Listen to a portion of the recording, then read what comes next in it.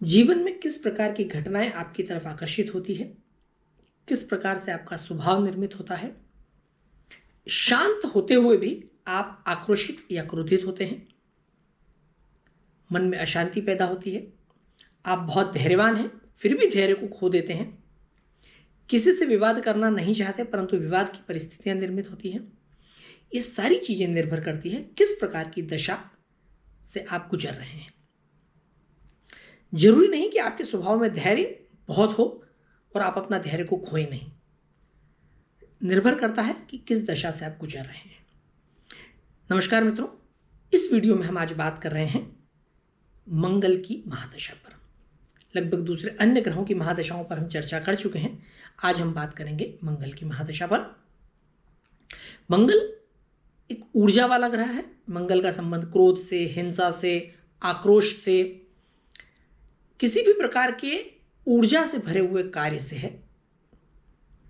मंगल हिंसा भी करवाता है, मंगल गुस्सा भी दिलवाता है, मंगल बहुत जल्दी किसी प्रकार के निर्णय लेने के लिए आपको बाध्य कर देता है। आपका स्वभाव हो सकता है कि आप निर्णय जल्दी ना लें, सोच समझ करके लें, परंतु अगर आप मंगल की दशा से गुजर रहे हैं और कुंडली में मंगल मजबूत स्थिति में है तो ये पूरी तरह से संभव है कि आप अपना धैर्य खो दें और बहुत जल्दी में किसी भी प्रकार का निर्णय ले लें, हाँ या ना करने में जल्दीबाजी कर दें। मंगल रक्त से जुड़ा हुआ ग्रह है, अर्थात हिंसा से जुड़ा ग्रह है। आवश्यक नहीं कि सिर्फ हिंसा ही हो, संभव है कि आप किसी प्रकार की दुर्घटना से जुड़ जाएं, क्योंकि मंगल का संबंध रक्त से बना हुआ है। बहुत जल्दी क्रोधित हो जाएं, हिंसा कर बैठें। हिंसा आवश्यक नहीं कि हाथ पैर से ही करें, हिंसा आप मुंह जबानी करें, अपनी भाषा से, अपने शब्दों से किसी को चोट पहुंचा दें, बहुत जल्दी आक्रोशित हो जाएं। ये सारी परिस्थितियां निर्मित हो सकती है आपकी कुंडली में मंगल अगर बहुत अच्छी स्थिति में नहीं हो तो। कई बार भाषा का अंतर होता है। हम कहते हैं मंगल बहुत अधिक मजबूत हो तो आदमी व्यक्ति हिंसावादी हो सकता है, मंगल व्यक्ति क्रोधित हो सकता है, मंगल व्यक्ति अपनी ऊर्जा को खो सकता है, ऊर्जा पर अपना नियंत्रण खो सकता है। परंतु दरअसल कुंडली में अगर मंगल मजबूत अवस्था में है तो ऊर्जा संतुलित रहेगी, चैनलाइज रहेगी। और मंगल अगर ठीक स्थिति में नहीं है तो ऐसी परिस्थिति में व्यक्ति जो है अपनी ऊर्जा पर से नियंत्रण खो देता है। उस ऊर्जा को किस प्रकार से खर्च करना। मंगल अगर मजबूत होगा तो ऐसी परिस्थिति में व्यक्ति सही शब्दों का चयन करते हुए अपनी ऊर्जा को सही तरीके से सही जगह पर खर्च करेगा। परंतु अगर मंगल ठीक स्थिति में नहीं है तो संभव है कि व्यक्ति गलत शब्दों का इस्तेमाल करे, जल्दबाजी करे, किसी प्रकार के निर्णय जल्दबाजी से ले, आक्रोशित हो, क्रोधित हो, हिंसक हो और अपनी ऊर्जा को अनियंत्रित तरीके से खर्च करे, जिसकी परिणति के रूप में उसे परेशानियां फेस करना पड़े, वाद विवाद से गुजरना पड़े, संभव हो दुर्घटना का सामना करना पड़े, संभव हो किसी प्रकार की हिंसा का सामना करना पड़े। हो सकता है कि मंगल की महादशा के चलते ऐसा व्यक्ति अपने स्वभाव के चलते, ऊर्जा पर नियंत्रण खो देने के चलते वाद विवाद का शिकार हो और उसका नाम खराब हो। ऐसी भी परिस्थितियां हो सकती है। जरूरी नहीं कि उसके स्वभाव में यह सब हो। मंगल का मजबूत होना बहुत आवश्यक है। अगर कुंडली में मंगल किसी भी प्रकार से पृथ्वी तत्व से संबंधित राशि से अगर संबंध बनाता है, जैसे उदाहरण के लिए मकर राशि पृथ्वी तत्व की राशि है और वहां आकर के मंगल उच्च का होता है, जबकि वो राशि उसके शत्रु शनि की राशि है। उच्च का इसलिए होता है क्योंकि ऐसे समय अपनी ऊर्जा को वो स्थायी तरीके से खर्च करता है, एकदम से नियंत्रण नहीं खोता। शत्रु की राशि होते हुए भी मंगल अपनी ऊर्जा पर, ऐसा व्यक्ति अपनी ऊर्जा पर पूर्ण आधिपत्य रखता है।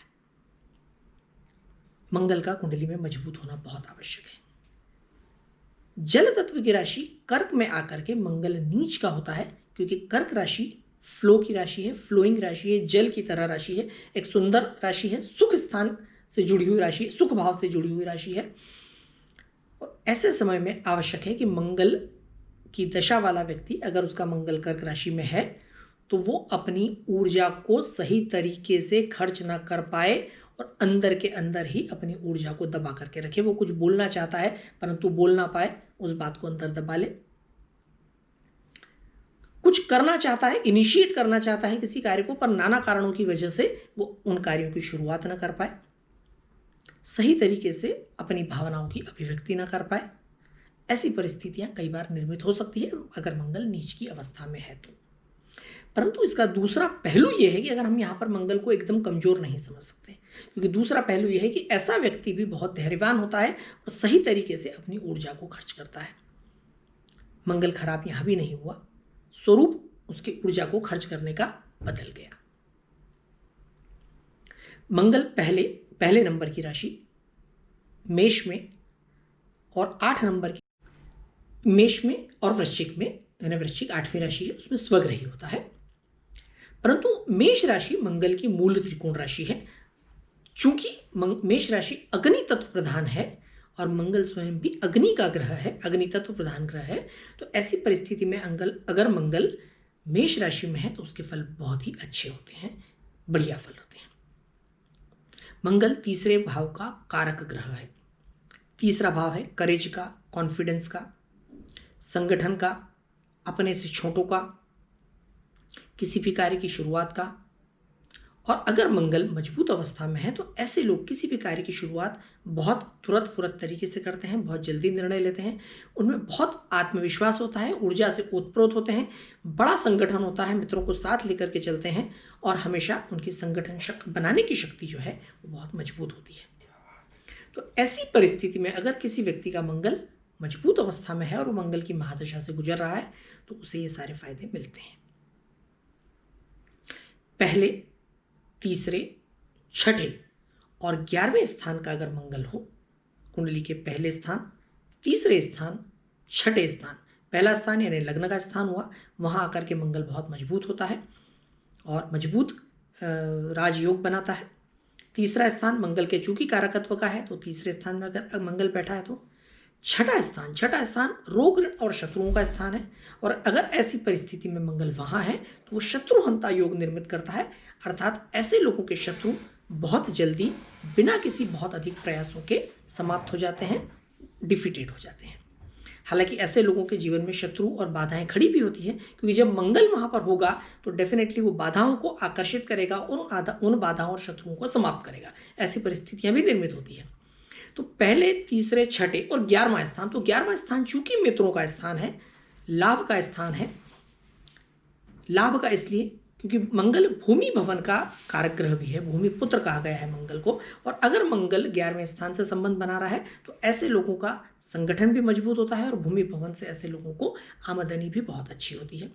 तो पहले, तीसरे, छठे और 11वें स्थान का मंगल राजयोगकारी कहा गया है और अगर मंगल वहां है और मंगल की महादशा चल रही है तो ऐसी परिस्थिति में बहुत अच्छे परिणाम मंगल की महादशा से गुजरने वाले लोगों को मिलते हैं।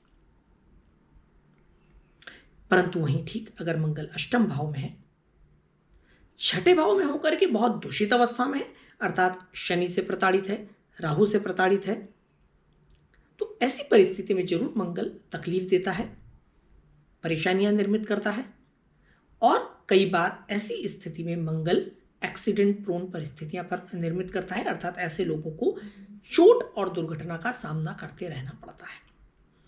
दशम भाव में आकर के मंगल दिग्बली होता है। अगर किसी व्यक्ति की कुंडली में 10वें स्थान में कर्म क्षेत्र में मंगल है तो ऐसा व्यक्ति वर्कहॉलिक होता है, बहुत जी जान से मेहनत करता है और 24 घंटे अपने लक्ष्य को पूरा करने में लगा हुआ रहता है।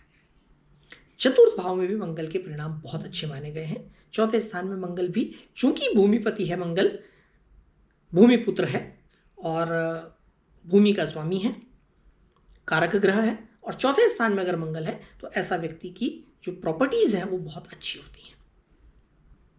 12वें स्थान में जरूर मंगल के फल को बहुत अच्छा नहीं कहा गया। 9वें स्थान में मंगल जो है भाग्य निर्मित करने की अपनी शक्ति से ताकत देता है। ऐसे लोग, चूंकि मंगल की दृष्टि जो है तीसरे स्थान पर पड़ती है, तो ऐसे लोग बहुत मजबूती के साथ, बहुत मेहनत के साथ अपने भाग्य का निर्माण स्वयं करते हैं, क्योंकि 9वां स्थान भाग्य स्थान है और मंगल वहां पर जब आता है तो ऐसे लोग ऊर्जा का जो खर्च करते हैं वो अपने भाग्य को निर्मित करने में करते हैं। तो मंगल की महादशा से अगर गुजर रहे हैं और 9वें स्थान में मंगल है तो ऐसे लोग अपने भाग्य का निर्माण करते हैं। कुल मिलाकर के मंगल की दशा ऊर्जावान बनाती है, ऊर्जा को सही दिशा में खर्च करने की प्रेरणा देती है। ऊर्जा पर कितना नियंत्रण रखना है ये जातक पर स्वयं निर्भर करता है। अगर मंगल खराब परिस्थिति में है तो भी ऐसे लोगों को धैर्य का पालन करना चाहिए। मंगल को मजबूत करने के सारे प्रयास करना चाहिए। उसके लिए अपने संगठन का निर्माण करें, सबको साथ लेकर के चलने की कोशिश करें, जरूरतमंदों की मदद करते रहें, छोटे भाई बहनों और अधीनस्थ कर्मचारियों को सहयोग प्रदान करें, गुस्से पर, क्रोध पर, आवेश पर नियंत्रण रखें, किसी भी प्रकार से ऐसी कोई एक्टिविटी न करें जो जल्दबाजी के निर्णय वाली हो, बहुत सावधानी रखें किसी प्रकार के निर्णय लेने में, भाषा का इस्तेमाल सही करें, किसी भी प्रकार से ऐसी परिस्थिति निर्मित ना हो कि आपके शब्दों से किसी को ठेस पहुंचे, इस बात का विशेष रूप से ध्यान रखें। मंगल एग्रेशन या आक्रोश का ग्रह जरूर है, परंतु एग्रेशन को नियंत्रण में रखना जातक का अपना स्वयं का विवेक हो सकता है, उस बात के लिए विशेष ध्यान रखें। अगर मंगल पर गुरु की दृष्टि है तो ऐसे लोग स्वयं अपनी ऊर्जा को नियंत्रित रख पाते हैं, परंतु अगर गुरु की दृष्टि नहीं है तो स्वयं ऐसे व्यक्तियों को देव दर्शन करके, संतों के सानिध्य में जाकर, धार्मिक पुस्तकें पढ़ के, धार्मिक क्रियाकलाप से जोड़कर अपने विवेक को जागृत रखना होता है। मंगल दक्षिण दिशा का स्वामी है। मंगल अच्छी परिस्थिति में है अगर कुंडली में तो दक्षिण दिशा की तरफ यात्रा से या वहां पर स्थान परिवर्तन कर जो है भाग्य में उदय होता है। मंगल मांगलिक परिस्थितियां अगर निर्मित कर रहा है तो ऐसे लोगों को विवाह के समय, चूंकि अगर ऐसे में मंगल की महादशा ही चल रही हो और विवाह से संबंधित परिस्थितियां निर्मित हो रही हो तो विशेष रूप से ध्यान रखते हुए और कुंडली सही तरीके से मिलान कर, जब तक सामने वाली कुंडली और स्वयं की कुंडली में इस मंगल दोष का परिहार मौजूद न हो तब तक जल्दबाजी का निर्णय लेते हुए विवाह नहीं करना चाहिए। तो मित्रों, ये थी मंगल की महादशा। अगले वीडियो में फिर अगले किसी विषय के साथ चर्चा करेंगे। तब तक के लिए नमस्कार।